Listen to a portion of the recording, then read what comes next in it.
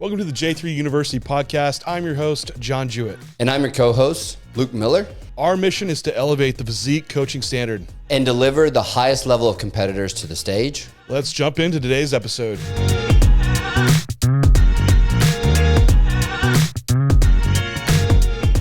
I'm never deloading again. Okay, so we need some context around that, and that's not fully the case, but there was a new paper that came out, and it has one of the first papers that actually really looks at deloading in the way that we use it in the hypertrophy world. This is what we want to dive into this topic today of the paper, some of the other research around it, but also get down to the brass tacks, road meets the road, what Luke and I are actually doing with deloads for our athletes. Luke, how's it going, man? Are you deloaded? Good. Are you? I'm perpetually deloaded now that I train twice a week. Luke is literally never deloading again because he's always deloaded. No, you're probably you need a deload still. You're in a constant fatigue state of baby daddy duty. Yeah, dude. Like this 4 hours of sleep last night is not cutting it. But and I'm chronically detrained, so every time I actually train, it wrecks me. Like I was in Vegas this last weekend. I trained with Frank and. We did like a full push session, and I've been doing upper lower, and doing the full push, I was sore for like 5 days afterwards. I'm still like really tight just because it's so much condensed volume into one session. It's like 2 weeks worth of volume into like a hour and a half training session. But where'd you train at out there? Where'd you train at? We actually trained at Torture Gym. It's a lot of the equipment that they use backstage at the Olympia. It's got like the Olympia stamp on it and everything. It's like this black and yellow. It's really cool. It was nice because it wasn't too busy. Like even though there were a lot of people there, like it wasn't too busy in the actual gym, and the equipment was cool. It was pieces I'd never really trained on before, so it was a lot of fun. Nice. It's fun going to new gyms. So you had a lot of novelty there with just a ton of volume, new equipment, and now you're just like. I will deload now. Well, it's funny. Some of our initial research papers looking at like training untrained people, then giving them like just layoffs and then retraining them again. You can kind of fall into that group almost. How do you feel about that? Yeah. I don't know how I feel about it. It makes me want to get back to bodybuilding, but for now this will do. But I looked at this paper and read it, and I'm intrigued your opinions on it and kind of how this potentially changes, or even if it really changes coaching practice. Because I think for me, and then we'll dive into some of the specifics of the paper. It was further confirmation of what I already do in regards to being a little bit more reactive with my deloads from a perspective of doing it and handling it with my clients and not having the need for deloads be hyper frequent or excessively soon in these blocks or having to be every 8 weeks. Just kind of looking at some of the outcomes and what was found in the papers in regards to hypertrophy outcomes. I think it gives some insight around, for one, I think deloads have become so established as being evidence-based training when in reality, we don't really have direct evidence on how we apply them. So it's more like this theoretical application and being pulled from the strength training world, and really how we see strength training coaches deploy like tapers into peaking strength. And then also looking at like some of the other studies around, training individuals and having them have some time off, and what does that mean? And even some of the mechanistic aspects, and maybe there's resensitization that occurs when you have some type of layoff. So really, deloads aren't quite that evidence-based that we have like the most comparable thing to. And so I think it's really easy that you want to ride this line of being an evidence-based practitioner, right? Like I want to make sure I'm doing the right things and the science world doesn't come after me. But then you're working in the trenches and you're like, this doesn't all pan out exactly how these evidence-based world is saying it to be. So I think it opens up that, hey, there's for one, a lot that works, but also a lot of context that needs to be given. And so we'll go through this and help clear up a lot of that. First off, I should say that this paper that came out, for the title is Gaining More from Doing Less: The Effects of 1 Week Deload Period During Supervised Resistance Training on Muscular Adaptations. This was by Coleman and colleagues, 2023. And this actually is a preprint paper. So what is pretty cool is with the science community becoming more open to public critique. So this allows the paper to be read like people like us or other researchers before it goes to peer review and gets published. So you have to keep in mind this hasn't a peer-reviewed, fully published paper as of yet, because they want people to have their input and give greater clarity around the paper. And then also realize, like, a lot of times when you put in a paper to get published, this thing could take a year. Like, this full finalized paper might not come out for a year later. So context around the paper, but also really cool that they went ahead and let us have access to it to kind of to dive in. Yeah, and when we look at kind of like the setup, like group was like 50 participants, right? Male, female, 50 participants from university setting. Yeah. And we were comparing hypertrophy of the quadriceps specifically with training to volitional failure throughout. And that deload kind of came at the post 4 week mark, right? So there was a middle week for one group where they deload after 4 weeks of training. And then the other group trained straight through 9 weeks. Now, interesting, I know this is going to be brought up, is like how many people are deloading after 4 weeks, and are we looking at too narrow of a time scope, looking at a 9 week block and these kinds of things. But it is the nature of research and kind of like the way that we compare things. And when we look at duration in papers, it kind of falls within the expected duration of training blocks that we see in a lot of research papers within training. So when we look at comparing these to other data, it's going to allow us to be fairly consistent with that. And there were the interesting thing to me was that it was trained to volitional failure throughout the entirety of the training. I was expecting, just with some of the authors in the paper, that there would be, just like before reading, that there would be some sort of progression up in the reps in reserve or some sort of progression into the training block. But I think it further pointed that when we look at the quality of the stimulus, it was a high quality stimulus within that training group as well. I mean, I think it's a good way to standardize it, for one. Yeah. So, they're trained subjects, which is nice because we don't have a lot of the other papers pulling from like to piece together what a deload should be is a lot of untrained subjects. But they were trained. Now, what does that mean for, when they're able to say like, hey, there's nothing left, yet to be defined. But I think for the short duration of the study, you want to smash someone enough to where a deload actually does something.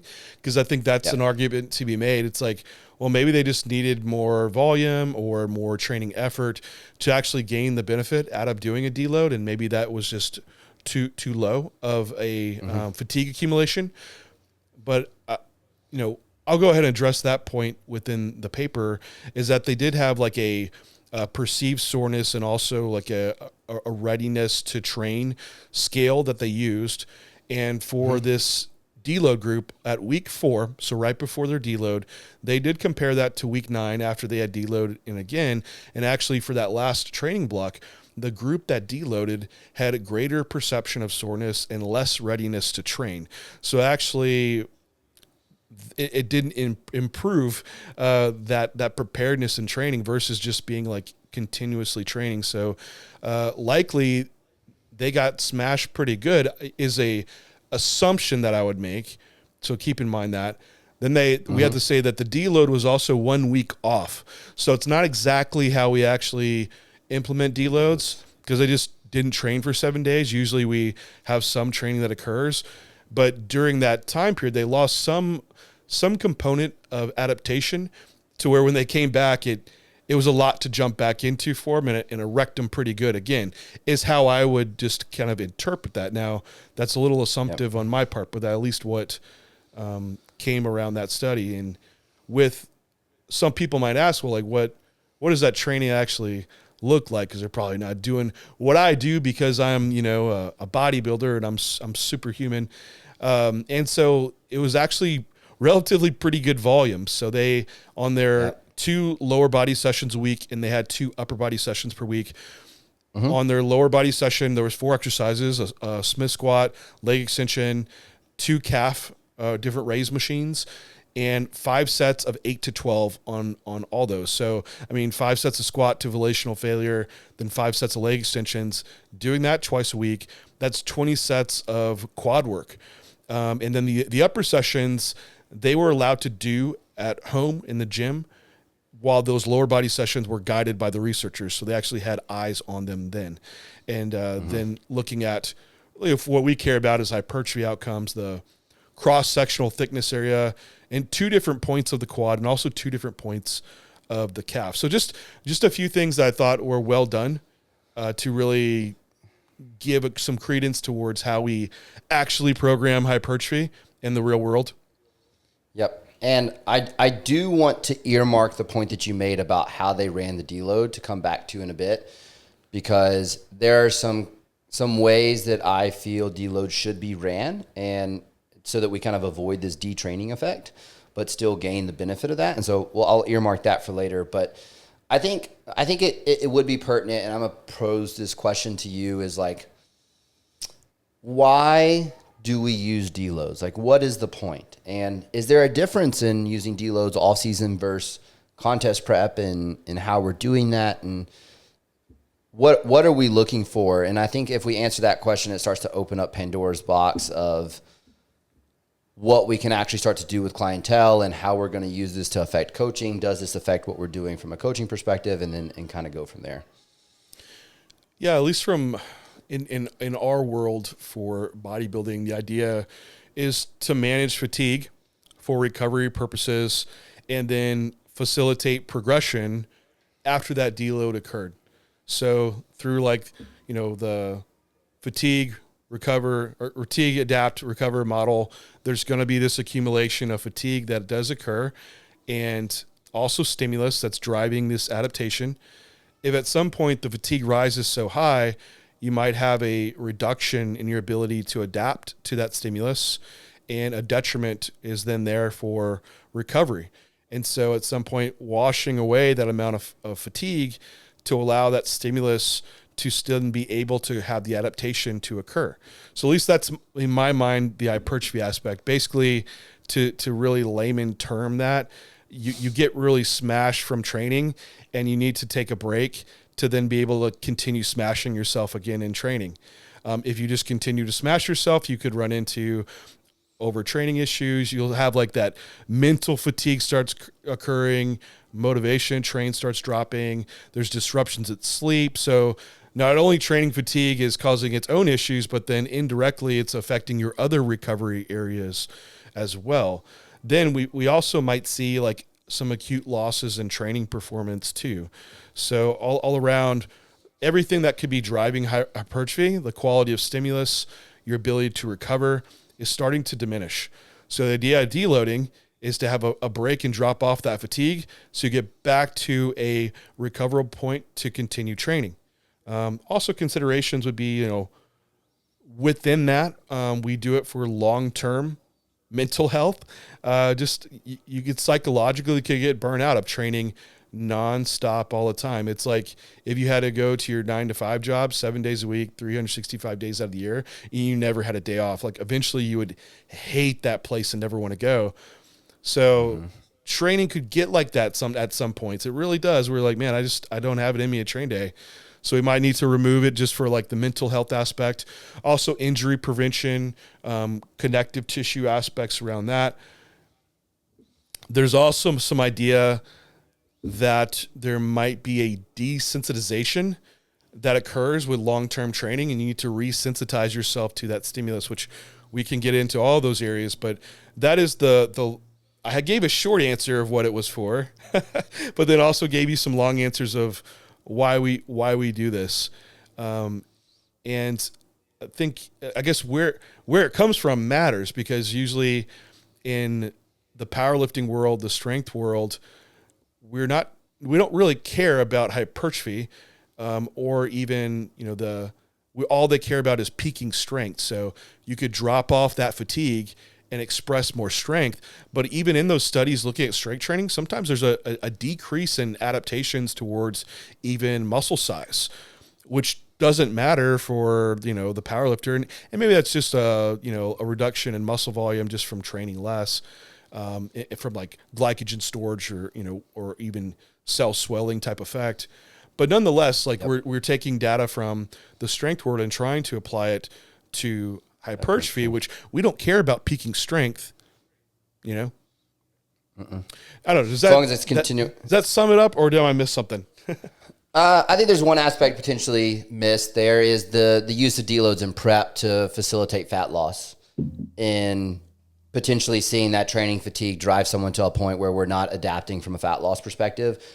For me, that is the most valuable version of a deload that I use in any sort of client process, because all season there's sometimes life variables that force deloads. So there's like the vacation or the family trip or the family wedding or things like that, where the deload's not necessarily coming out of the byproduct of these subjective metrics that we want to drive the need of deload, and it just kind of happening in that setting of, it's all season. There's more life things going on that they are required to go to, and prep's a little bit more structured typically, where we're kind of seeing that prep need arising just to keep fat loss moving. And I bring that up because I know we come from a background of people that are just like head down, train harder, like just keep pushing. You should feel like shit on prep, where that's adapted a lot for us as we've developed as coaches and athletes, where we're using that a lot in the prep perspective. And I think it's the easiest one to miss because you're wanting to do everything in your power to be the best on stage. And I think when we look at that, that might be outside the confines of hypertrophy, but it's still within the confines of our sport and being the best at bodybuilding that we could be. And I think it's invaluable in getting someone to stage on time, is utilizing that when we start to see those subjective metrics and, weight loss or fat loss start to stall. And I think that's kind of the last one I would add to this in regards to deloads within our application of coaching that are extremely valuable.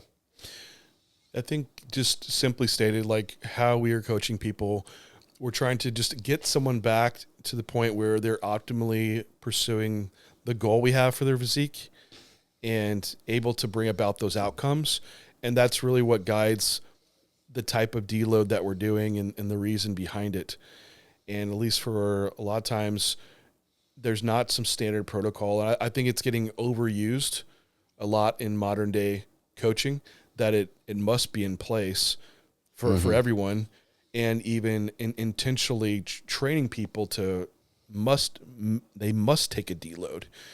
And some of that comes from some very, early evidence around desensitization or resensitization, potentially, which it very well not be the case. Like there's that study Jacko et al. Did. Basically, they trained a group for, I think it was 2 weeks? I have it in my notes here.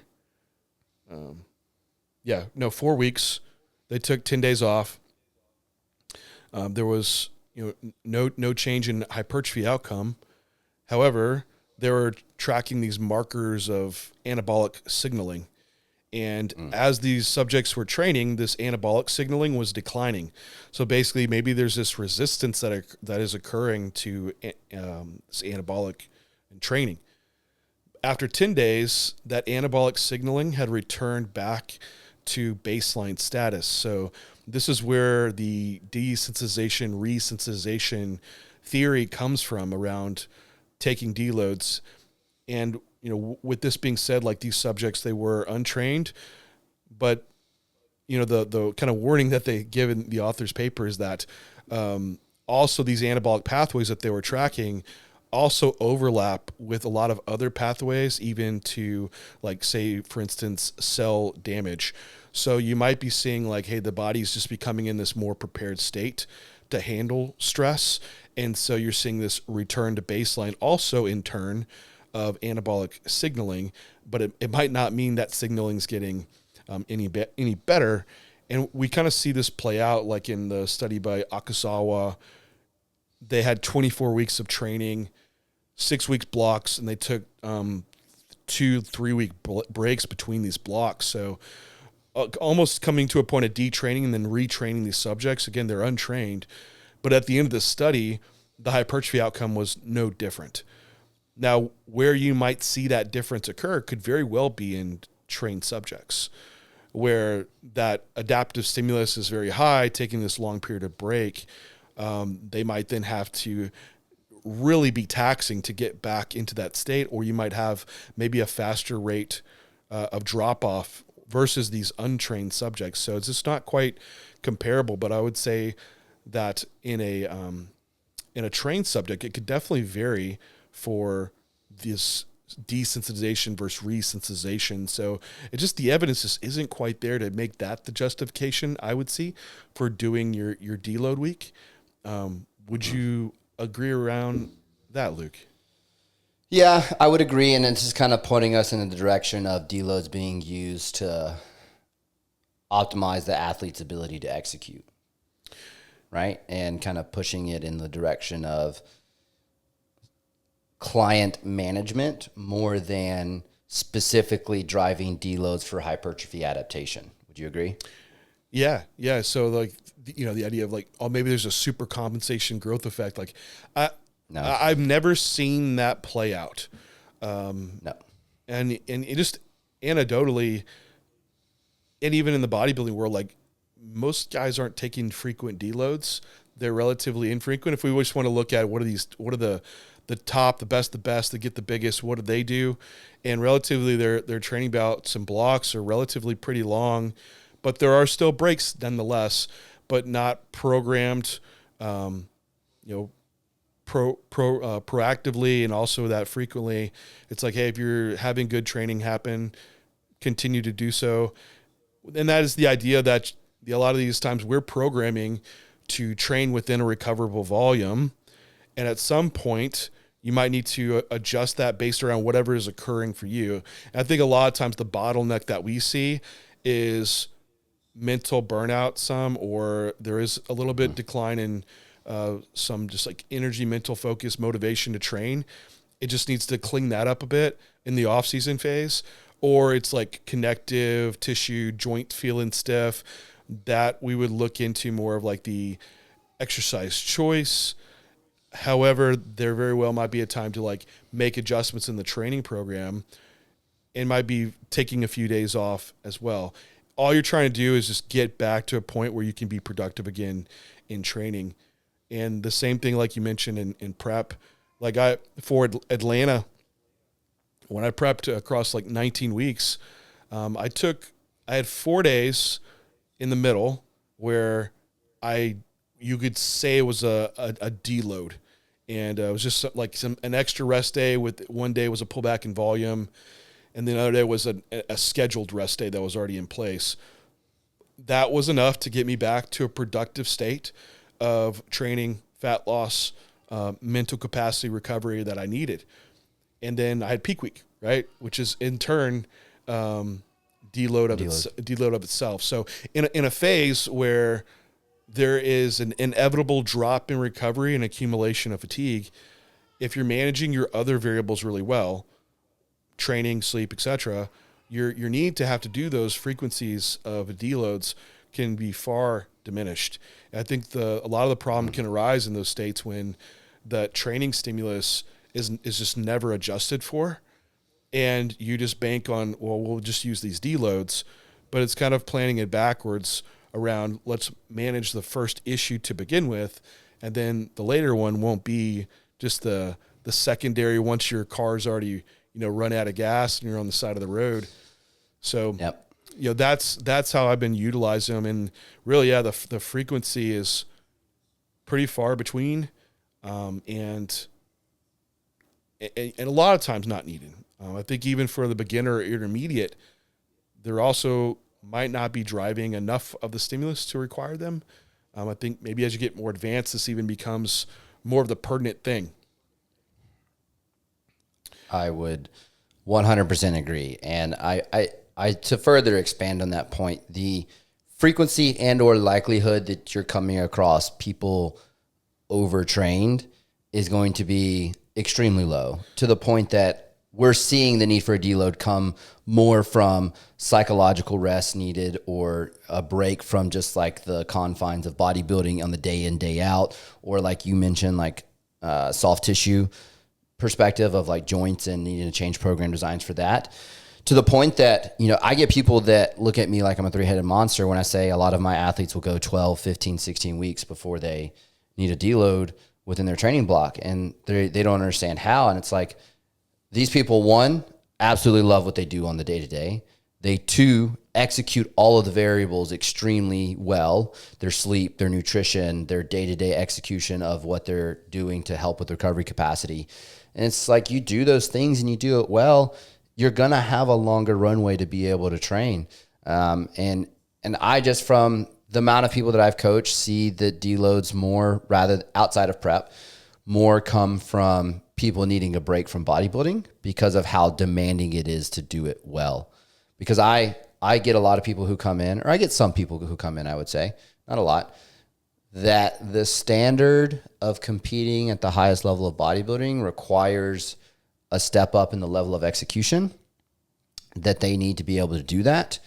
And there's a learning curve with that, and you have to develop an athlete to that. So you might see an athlete that burns out after 8 weeks mentally the first time. And as you're developing that athlete, they can go out to 10, 12, 15, which is also where I don't like pre-planned deloads based off previous data, because life variables 6 months ago are going to be different than life variables now and 6 months from now. And I really don't like predicting it, or a predictive deload in that manner, because athletes are going to develop over time. Yeah. Do you think that changes, like, as someone gets, for one, they get more advanced, that might mean they can drive more stimulus, but they can recover and adjust for the variables better. But we still have the individual that, how do you handle the individual that has that variance in their schedule, right? Mm. So, I won't give my answer, but what, that individual that does have the variance in their schedule that could quickly run them into the ground pretty quickly. Does that, for that person, is it the training side that's adjusted, or is it the deload schedule?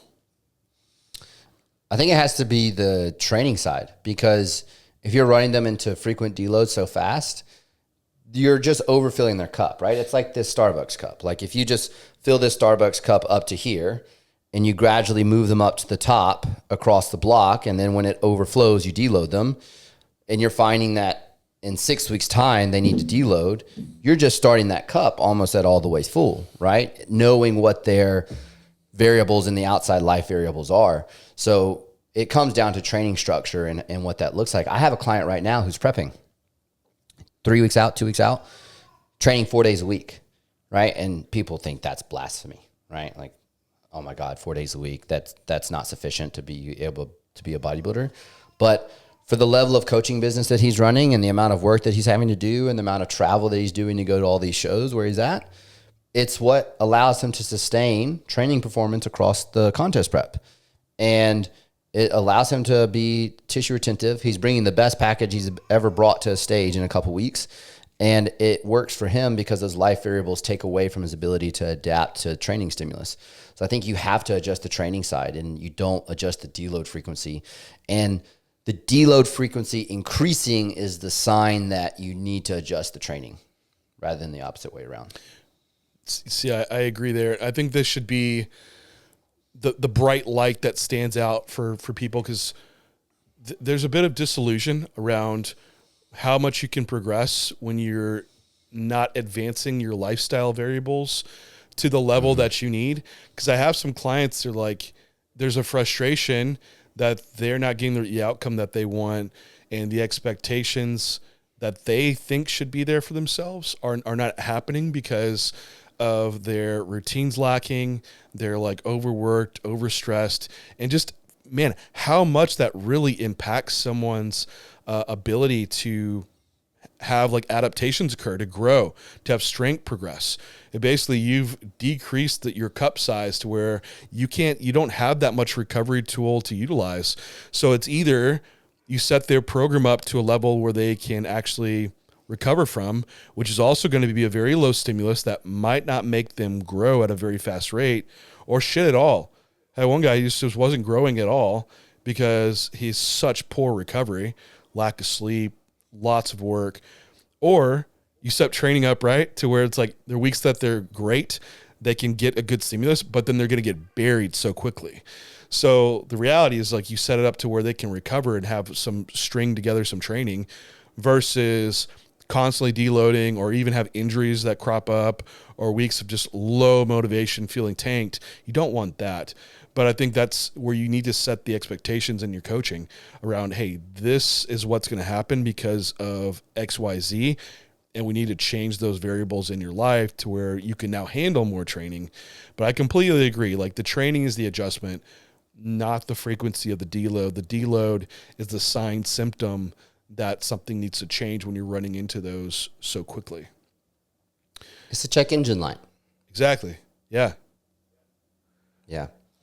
Maybe we wind back to what actually happened in this paper. Okay. Yeah, that works. We can of was there a benefit to deloading? That's what we want to know. Luke and I went on about how we use aspects around this thinking of like, right, there's time to take off, but there's a rationale assessment that takes place. There's going to be some variance between it, but also proper programming might decrease the necessity for utilizing long blocks without training. So, in this subject, the result was muscle size. So this cross-sectional area of the thigh and calf, there was no difference between groups, no significance. The deload group experienced smaller increases in dynamic and isometric strength, which was an interesting point, and also greater muscle soreness than the continuous group. So again, I'm not as interested in the strength outcome, but that was a component, that there was some changes around strength.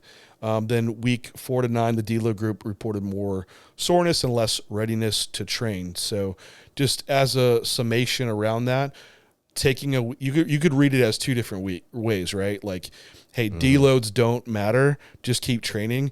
Or if you need a week off, you could take it, and it's also not going to matter. Now it's, well, what if you like extended out this study even longer? Since these were trained subjects, maybe that significance would start occurring to a greater extent. So that would be something interesting to see around the study, take place. I think also seeing something closer to realistic of how we actually apply deloads, because this is actually just a cessation of training, which in reality, when we do deloads, it's usually there's still training, but it's a reduction of volume to some degree. Maybe it's less training to failure. But I think it's still like the study adds to just the body of research around trained subjects when we really haven't had much before. It was all on untrained subjects, and also gives a timeline that's very similar to what we see in practice. So at least within this bout that we have over the 9-week course and taking a deload, it didn't appear like hypertrophy outcomes. However, I think what you might read to that is like, if you are a trained subject, it might make it harder perception to get back into training when you are taking a full week off. And you might get a little extra soreness that does occur. For some people, that might not matter. That week off might be the beneficial thing that they needed to continue to have productive training, while others that love to train, a week off might drive them crazy and be the opposite. So I think it's there. Overall, there was like kind of this neutral effect out of taking the week off. Did you have any other takeaways out of it, Luke? No. The one thing that I thought was interesting is potentially some construct or context as to how I think about structuring deloads. It could change client to client, but you talked about it not being a cessation of training, right? You talked about it being this reduction in training volume, potentially pulling out of failure training, things along those lines. And I actually look at deloads as like phasic, so like having two different phases, because for me, a lot of times I get very aggressive on the forefront of a deload.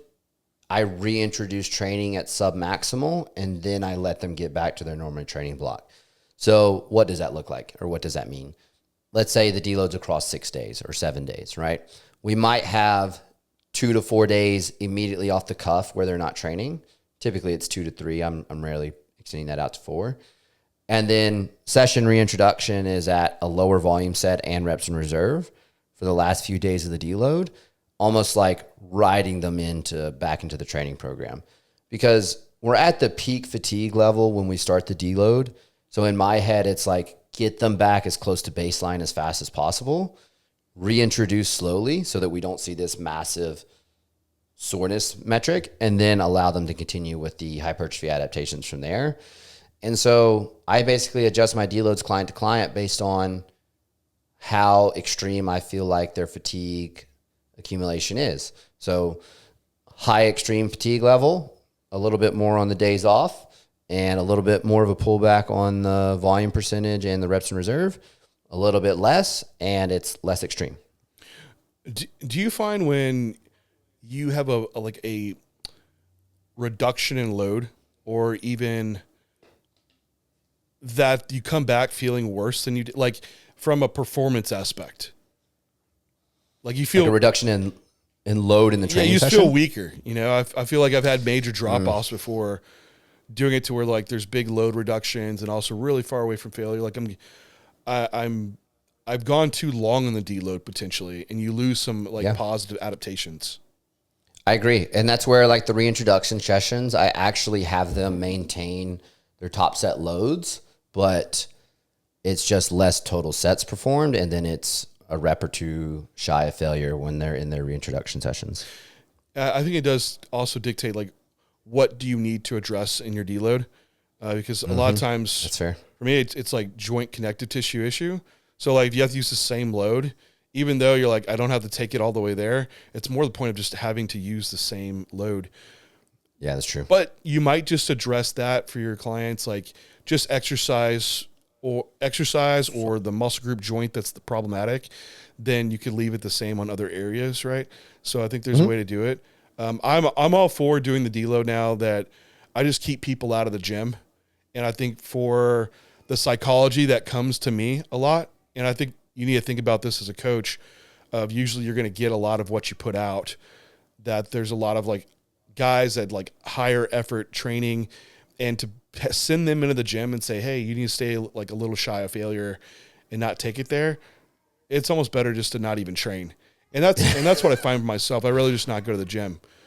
And that's the volume reduction into what's going to do the job at dropping off fatigue. Now, so you might have like someone's training 5 days a week, drop them down to 3 days a week. They could keep the same volume potentially in those sessions, and then load adjustments based on what joint connective tissue is doing, and then leave a couple reps in the tank if they're able to do that. Yep, I would agree. And I find the same thing. As all I was going to add is like this lack of desire to even perform the session if it's sub their actual session. Yeah, now you might, if you have that person that's just stubborn as a mule, they can't dial back. When they go in to train those sessions, you might still leave those sessions dial back in volume, and then give them some different parameters to adjust for. So you could drop back their fatigue some. So it might be like, for one, you're already going to have less volume in the session. You know, they're going to like train all out. So maybe you do need to raise the rep range, or you could do like slower eccentrics and pauses to where they could still get maybe some joint connective tissue relief, and pulling out like top sets and things like that. Because you need to make sure that the deload does the job that it needs to do. With that being said, go ahead. No, go. I was just going to say I find that in prep a lot. Prep, yeah.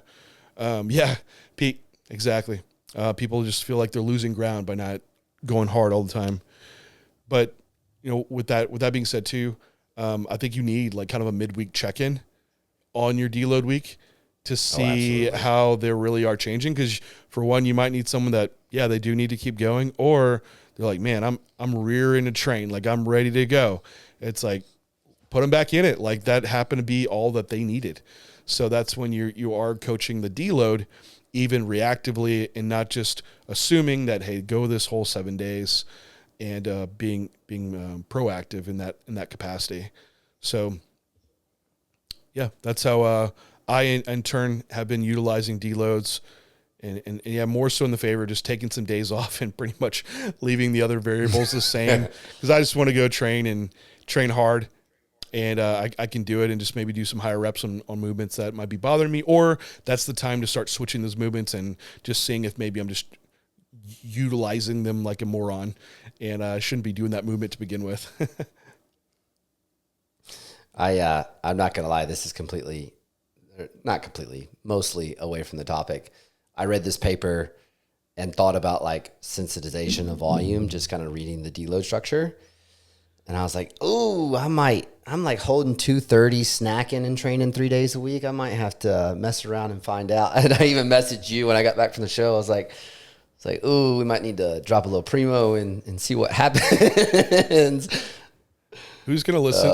Who's listening in on your podcast, Luke? They're going to report back. Luke's dropping in primo. Yeah. Yeah, I know. It's like, what can you pull out now that are you desensitized, right? But yeah. Yeah, it's good to see like where this strain of like literature will go. So hopefully get some more on trained subjects and implementing in ways that we do in practice. So I want to just like reinstate that it's still an early area of research of utilizing deloads in a hypertrophy basis. So there's a lot of unknowns still, at least in the research world, but I would still lean a little bit more into the anecdotal, because that's where we have a lot of the pool right now for application. So I think this is where you ride the line of truly being an evidence-based practitioner, of not just trying to piece together a theoretical based on early strains of literature, but also looking into the anecdotal of the coaching world, where people are highly experienced and what they're actually doing to see people have the outcomes that you exactly want. Then as we get better picture from research and, controlling variables and seeing what really is working, what is not, that might refine practice some. But again, I think a lot of what we're already seeing in the field is just going to start getting reconfirmed by what we already do. Mm-hmm. I agree. 100%. Well, we will wrap it up there, guys. Thank you all for tuning in. Let us know below. Do you never deload, or should we be deloading? Talk to you next time.